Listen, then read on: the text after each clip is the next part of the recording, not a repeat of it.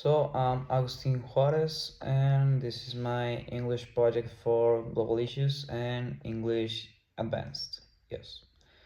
So standards of livings are like the material stuff, more like the car, the house, the social construct that is lived in your community, that is just embodied in your community.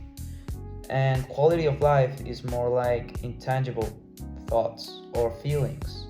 You may think, for example, having the freedom of doing what you want, having the happiness that you want, that is a quality of life that is different from the standards of living that is made by the social construct around us, that will be our community. What aspects show the standard of living of people in Chihuahua? The infrastructure of here where I live is honestly pretty great. The buildings, the services, for example, the sports city that has a track and field uh, track, yes, and the many schools that are in here, for example, El Tech, the universities, the high schools are also pretty great, and just give the correct knowledge, the knowledge that you need to become an adult, right? What aspects affect the quality of life? So I believe things about, for example, your surroundings, your culture can really affect your quality of life. Because, for example, if you have a bad surrounding, you're going to think that a quality of life is, for example, if you have a toxic friend group, your quality of life is going to be different than from that someone that has a friend group that, yes, messes around with him, yes, they laugh, yes, they get mad, but in any case they get better at each other, they follow up each other. So you would see obviously the difference of the quality of life between those two people right there. So pretty much the surroundings, yeah, the culture, the relationships, more than anything. And what things make your community a good place to live? As I talked earlier, yeah, the quality of services, like, and the city is just getting larger, bigger, and better. It has a better quality. Honestly, it is having a better quality each year, becoming a good city. It has been a one of top 5, top 10, I think, of cities in Mexico, and it's developing pretty fast and great, to be honest. What challenges or problems do I notice? Probably the difference of quality of life, or well, standards of living from one side of the city to the other, because you really can just see the line that is drawn in there. I do believe that is a challenge. And what does living well mean for you? I believe in having the three freedoms, that will be time freedom, mental freedom, and location freedom.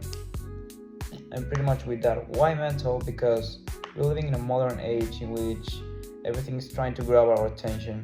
Even when we don't see it, even when we think it's normal, it isn't. So I believe that would be just count as a mind freedom. What things are important to have a good life?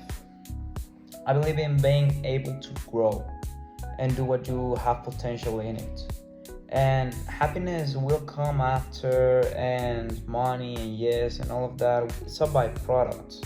For example, you have a purpose, then the byproduct of it will be happiness, will be success in any way that you think of it. It just will be a byproduct of your purpose and becoming the best at it. Do you think people in your community live well? Why or why not? I believe yes, they live well. There are job opportunities, and in any case, the people are getting more slower in their jobs because of the modern age right now. There are more distractions. Yes, more opportunities in other things, that is great, but you need to have a balance. So there are more distractions to people that work in these jobs. There are more things that might stop them, that if people that want to go for that job, but it won't be distracted as that much, or it won't have that barrier that you don't see but it really is there, they will take those jobs, and they will probably take like more jobs. Yeah, there is opportunities, there are in here, but it is hard. It is hard, but there are. And what kind of life do I have hope to have in the future?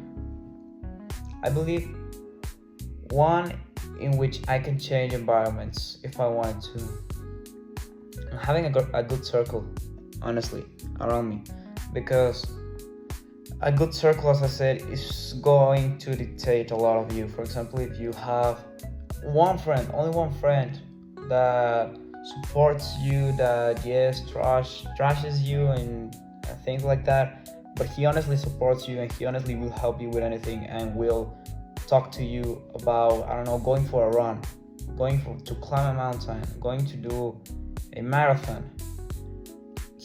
That you are going to be better with that only one friend than with one circle of 16 people that just say, yeah man, I want to go to drink this weekend, I want to go to do this and this, I want to do and that, and they only talk about girls and all that kind of stuff. You really just think like, man, that guy that lives in that 16 people circle is going to do so bad. Honestly, it is. You can get out of those circles, but it will be so hard that, I don't know, not everyone makes it, honestly. And most important, having a purpose. As I said, I believe into my future that I hope to see myself fulfilling that purpose. And yes, the byproduct of it will be success in all kinds of way, but most of it fulfilling the purpose that I want to fulfill. So what I think about the standards of living in the community? Well, so what I think about the standards of living in my community and quality of life? I believe in summing up.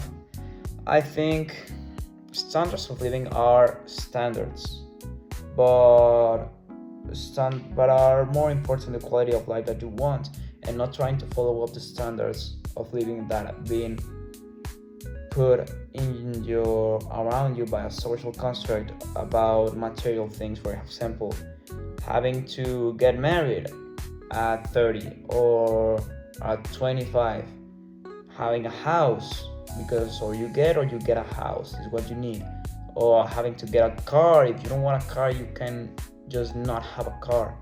It's more about you following your quality of life. And yes, that's pretty much what I think, and summing everything up, that would be my speaking project. And thank you so much.